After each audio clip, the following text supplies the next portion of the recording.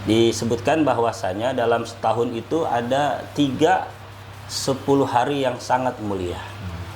Yang pertama 10 hari pertama bulan Zulhijjah, dari tanggal 1 sampai tanggal 10, karena di situ ada hari Arafah dan juga hari raya Idul Kurban.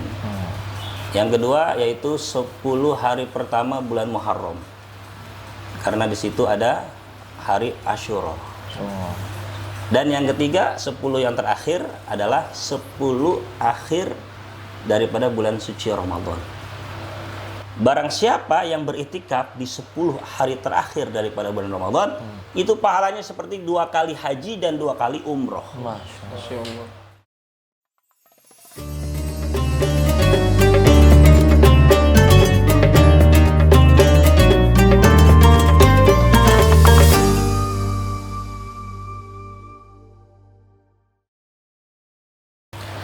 Assalamualaikum warahmatullahi wabarakatuh. Waalaikumsalam warahmatullahi wabarakatuh. Halo sahabat Journey, balik lagi sama kita di Hikmah Ramadan dari Journey to Masjid. Masih bersama saya Fadil dan masih bersama Ustadz Muhammad Azami. Assalamualaikum Pak Ustadz. Waalaikumsalam warahmatullahi wabarakatuh. Nah, hari ini kita ditemenin sama tim Journey nih yang dari kemarin nggak pernah nongol nih, ada Mas Ndai. Assalamualaikum Mas Ndai. Waalaikumsalam Mas Fadil. Sehat Mas Ndai? Alhamdulillah sehat. Alhamdulillah. Selain sama Mas Ndai juga kita sama Mas Anggi lagi nih. Mas Anggi masih sehat? Alhamdulillah. Alhamdulillah. Nah teman-teman, kali ini kita akan ngebahas tentang hikmah 10 hari terakhir bulan Ramadan ya Ustadz ya. Iya.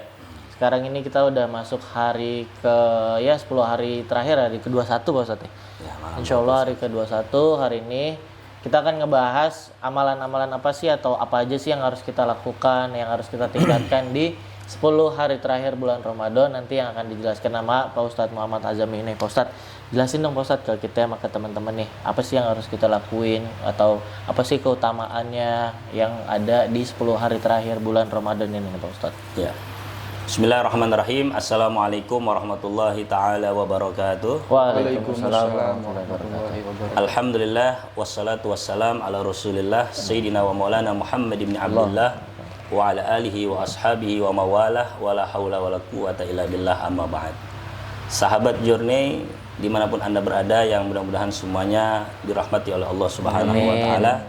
As-shaimin was-shaimat, mudah-mudahan puasa kita yang kemarin-kemarin dan yang akan datang diterima dan dikabulkan oleh Allah Subhanahu wa taala.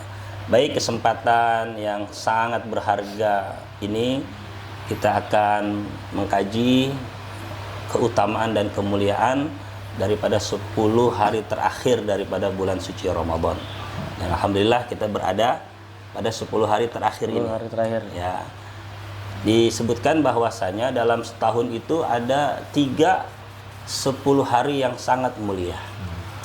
Yang pertama 10 hari pertama bulan Zulhijjah, dari tanggal 1 sampai tanggal 10, karena di situ ada hari Arafah dan juga hari raya Idul Kurban. Yang kedua yaitu 10 hari pertama bulan Muharram, karena di situ ada hari Asyura. Dan yang ketiga 10 yang terakhir adalah 10 akhir daripada bulan suci Ramadan. Kenapa? Karena di malam tersebut ada satu malam yang sangat mulia sekali, yang berharga sekali, yaitu malam Lailatul Qadar. Karenanya Rasulullah Shallallahu Alaihi Wasallam, beliau sebagai panutan kita, bagaimana beliau mengistimewakan dan mengutamakan sekali 10 akhir daripada bulan suci Ramadan tersebut. Ya, karenanya kita ambil beberapa riwayat, terutama dari Sayyidatuna Aisyah radhiyallahu anha, bahwasanya karena Rasulullah sallallahu alaihi wasallam yajtahidu fil ashril awakhiri ma la yajtahidu fi ghairi. Beliau Nabi sallallahu alaihi wasallam bersungguh-sungguh pada 10 hari terakhir daripada bulan suci Ramadan. Ya, beliau lebih bersungguh-sungguh melebihi daripada kesungguhan beliau pada malam-malam yang lain. Ya, karenanya kita pun harus bersungguh-sungguh di dalam meningkatkan amal ibadah kita kepada Allah Subhanahu wa taala. Ya bahkan riwayat yang lain menyebutkan karena Rasulullah SAW idza dakhala al-ashrul akhiri min Ramadan syadda mi'zarah. Beliau kalau udah masuk 10 hari terakhir daripada bulan Ramadan, dia mengencangkan ikat pinggang. Ya, artinya beliau benar-benar sungguh-sungguh ya, ingin bersemangat, bersungguh-sungguh di dalam menghidupkan 10 malam terakhir tersebut. Ya, wa ahya lailah, beliau hidupkan malam tersebut dengan ibadah kepada Allah Ta'ala, wa aiqadha ahlah, dan tidak lupa membangunkan istri-istrinya, anak dan keluarganya untuk sama-sama menghidupkan 10 malam terakhir tersebut. Nah, dari hadis ini dapat disimpulkan bahwasanya memang kita juga sebagai umatnya ya harus berupaya dan berusaha untuk kita hidupkan juga 10 hari terakhir tersebut. Bayangkan Rasulullah SAW yang sudah dijamin masuk surga oleh Allah Ta'ala, dan beliau tidak berbuat dosa, maksum, dijaga oleh Allah Ta'ala. Beliau masih mau meningkatkan amal ibadahnya di 10 malam terakhir. Terlebih lagi kita. Ya, karena ada beberapa ibadah yang memang dianjurkan sekali untuk kita hidupkan di 10 malam terakhir tersebut. Ya, di antaranya yaitu i'tikaf. Ya, artinya kita beriktikaf di masjid.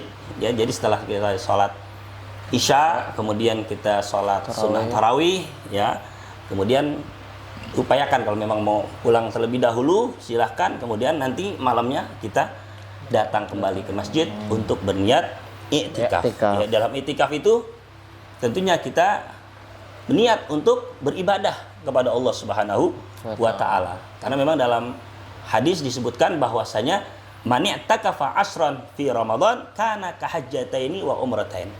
Barang siapa yang beriktikaf di 10 hari terakhir daripada bulan Ramadan, itu pahalanya seperti 2 kali haji dan 2 kali umroh. Masya Allah. Ya, karenanya kalau kita mengetahui kemuliaan tersebut, kita nggak bakalan mensia-siakan 10 hari terakhir, malam terakhir bulan Ramadan tersebut. Ya, maka kita bisa lihat di negara Saudi Arabia itu, ya, di Masjidil Haram atau Masjid Nabawi. Itu kalau 10 hari malam terakhir itu penuh nih sebentar. Ya, luber, masjid luber, ya, sampai keluar-keluar. Ya. Nah, ini juga harus kita realitaskan di kampung-kampung kita, di musola-musola kita, di masjid-masjid kita, agar senantiasa kita hidupkan malam 10 terakhir tersebut dengan beriktikaf di masjid. Di masjid, ya, di musola. Ya. Kemudian jangan lupa ya, kita juga tingkatkan yang namanya sholat sunat tahajud, ya, kita berzikir dan tilawatul Quran, membaca Al-Quranul Karim, ya, dan ibadah-ibadah yang lainnya, terutama sedekah juga. Ya, upayakan kita hidupkan itu 10 malam terakhir dengan beribadah. Jadi jangan ada waktu yang percuma atau sia-sia, terlebih lagi dengan hal urusan dunia. Karena Nabi sendiri fokus tuh. Ya, beliau kalau kita beriktikaf berarti kita sudah mengkosongkan dalam hal urusan dunia. Ya, ini yang sangat dianjurkan sekali oleh beliau Nabi besar Muhammad sallallahu alaihi wasallam. Ya, insya Allah kita sebagai umatnya mengikuti apa yang beliau anjurkan kepada kita. Ya, jadi jangan 10 malam hari terakhir kita nyari baju, ya, sibuk dengan baju lebaran dan lain sebagainya. Sandal, sepatu. Nah, itu ya, jangan sampai demikian. Nyuci emas. Biasanya ibu-ibu tuh kalau misalkan mau lebaran, toko-toko emas ramai tuh pada nyuci emas. Nah, itu jangan sampai kita begitu. Ya, hendaknya kita mengikuti apa yang disunnahkan oleh Nabi Shallallahu Alaihi Wasallam. Ya, saya kira seperti itu. Wah, Masya Allah tuh teman-teman. Jadi kita bisa manfaatin. Sebenarnya mungkin kalau di awal-awal kita agak renggang Pak Ustadz ya, kita agak renggang karena masih sibuk kerja. Kalau 10 Ramadan terakhir kan rata-rata para pekerja ini kan udah ada yang cuti lebaran, udah ada yang libur lebaran. Itu benar-benar bisa kita manfaatin banget buat iktikaf di masjid. Pulang dulu setelah sholat taraweh, nanti jam 10 balik lagi sampai sahur, atau mau di situ juga nggak apa-apa Pak Ustadz ya. Betul. Yang penting kita meningkatkan diri untuk ibadah kita masing-masing. Nah Pak Ustadz, biasa nih mungkin dari teman-teman kita ada yang mau nanya nih. Dari Mas Anggi dulu nih, boleh nih. Ya, Assalamualaikum warahmatullahi wabarakatuh. Waalaikumsalam warahmatullahi wabarakatuh. Iya, mau tanya Tad. Jadi kalau misalkan ada hamba Allah nih atau kita gitu pengen dapat keutamaan 10 malam terakhir nih, tapi dia nggak bisa itikaf tuh dengan suatu alasan entah apalah gitu. Tapi dia pengen dapat tuh 10 keutamaannya, itu ada cara lain nggak? Baik, kalau memang terhalang ya bagi seseorang untuk datang ke masjid, ya apakah dia seorang wanita karena sedang datang bulan ya, atau dia lagi sedang sakit, ya seseorang itu sakit, ya kita bisa lakukan di rumah kita sendiri. Ya, yaitu dengan ya, kembali kita hidupkan ya malam tersebut dengan ibadah apapun yang bisa kita kerjakan. Ya, misalkan baca Al-Qur'an, atau kita berzikir la ilaha illallah, ya, atau berzikir yang lain, atau berselawat kepada Rasulullah, atau kita beristighfar, ya, atau kita banyak munajat minta kepada Allah Ta'ala. Ya, jadi apapun ibadah bisa kita lakukan, bukan hanya di masjid, akan tapi dimanapun saja kita berada bisa kita laksanakan tersebut. Di rumah juga nggak apa-apa Ustaz? Boleh, ya? silakan. Yang penting masih apa ya, meningkatkan ibadah aja gitu. Nah, nih satu lagi nih Pak Ustadz nih, Mas Ndai nih mau nanya nih. Mau nanya Pak Ustadz, Iya. gimana sih cara menyimbangkan gitu kalau misalnya masih ada kesibukan dunia kayak kerja, sekolah atau kuliah apapun itu dengan ibadah 10 malam terakhir ini Ustadz? Ada nggak sih? Iya. Caranya? Untuk supaya kita seimbangkan waktu ya antara menghidupkan 10 malam terakhir kemudian dengan aktivitas kita sehari-hari, entah itu bekerja ataupun kita bersekolah, ya tentunya kita harus belajar membagi waktu. Ya, kita memanajemen waktu ya. Terutama setelah kita sholat tarawih, ya kita jangan ngobrol atau jangan kita kongko ya, petasan, ya. Lebih baik kita tidur terlebih dahulu. Ya, karena nanti kita bisa melaksanakan sholat sunnah tahajud nanti. Ya, nanti bangun jam 1 atau jam 2 kita bisa laksanakan itu iktikaf sampai nanti datang waktu subuh. Insya Allah kalau kita bisa memanage waktu kita, ya merapikan waktu kita, nanti aktivitas harian kita insya Allah seimbang, nggak bakalan terbengkalai lah istilahnya. Oke, ngerti, udah paham ya. Nah, Pak Ustadz, Ani mau lengkapin yang tadi tuh. Kan tadi Pak Ustadz bilang kalau bisa habis sholat taraweh kita tidur dulu deh biar bisa sholat tahajud. Ya.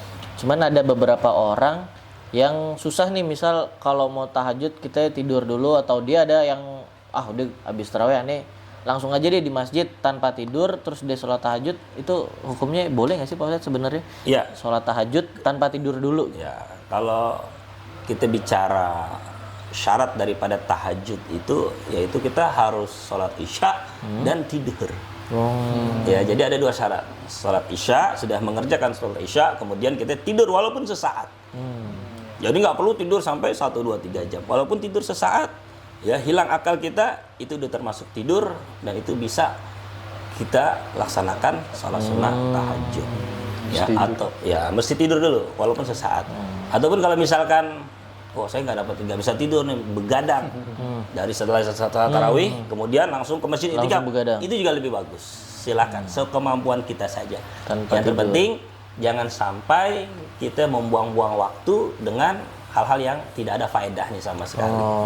Gitu. Ya, terlebih lagi kalau misalkan hanya untuk menonton televisi, ya, atau menonton siaran langsung bola. Nah itu kalau bisa dihindari. Ya, kalau bisa dihindari, ya kita fokus 10 malam terakhir itu dengan ibadah kepada Allah Ta'ala. Berarti minimal tidur 1 menit, 2 menit, hilang akal aja sejenak. Ya. Itu bisa Pak Ustadz? Bisa. Wah, saya udah tidur tuh Pak Ustadz. Saya udah bisa tuh sholat tahajud. Kalau kan ada orang yang itu kan udah hilang akal tuh Pak Ustadz, jatuhnya udah gitu. Itu udah bisa tuh sholat tahajud? Sudah bisa. Oh, udah bisa. Walaupun cuma sesaat. Yang penting akal sedikit hilang bisa. Ya. Tuh, teman-teman. Jadi kalau kita lihat di Makkah atau di Madinah, ya di Masjid Nabawi atau Masjidil Haram, itu kita lihat kalau dia malam 21 ke sana, itu mereka sudah bawa guling, bantal, ya, Untuk istirahat. untuk istirahat. betul. Ya, sampai pada akhirnya nanti jam 1 dimulai sholat ya sunnah witir kalau di sana. Ya, jadi kalau kita sudah sholat isya kemudian tidur, sholat witir itu juga termasuk tahajud juga. Ada Benar-benar saya beberapa kali tuh pernah masuk ke masjid, itu ada orang-orang sekitar itikaf tapi di bobo bantal sama bobo guling tuh Pak Iya. Ustadz tuh. Oh itu ciri khas di Madinah atau di Mekah seperti Ada itu? beberapa ya yang saya lihat juga bawa itu perlengkapan buat tidur, tapi ya dengan tidak mengotori masjid tentunya. Ya jangan sampai mengotori masjid ya seperti ngiler dan lain sebagainya. Nggak boleh ngiler, karpet diilerin, jangan, kasihan. Nah teman-teman, itulah tadi penjelasan tentang keutamaan, kemuliaan dan amalan apa aja sih yang bisa kita lakuin di 10 hari terakhir bulan suci Ramadan. Nah Pak Ustadz nih udah 10 hari terakhir nih kayaknya udah lumayan agak sedih nih kita ketinggalan Ramadan nih. Oke, teman-teman, itulah beberapa penjelasan tentang 10 keutamaan, kemuliaan dan amalan-amalan apa sih yang bisa kita lakukan di 10 hari terakhir bulan Ramadan. Ya mudah-mudahan di 10 hari terakhir bulan Ramadan ini kita bisa jauh lebih meningkatkan ibadah kita ke depan, nggak ngebuang-buang waktu Pak Ustadz ya. Pak Ustadz, terima kasih banyak nih atas waktunya nih. Mohon maaf nih ngerepotin Mas Anggi, makasih. Mas Day, makasih. Teman-teman, makasih yang udah nonton. Jangan lupa like, comment, and share. Jangan lupa di subscribe juga. Jangan lupa follow sosial media kami di Journey to Masjid. Terima kasih. Wassalamualaikum warahmatullahi wabarakatuh. Waalaikumsalam warahmatullahi wabarakatuh.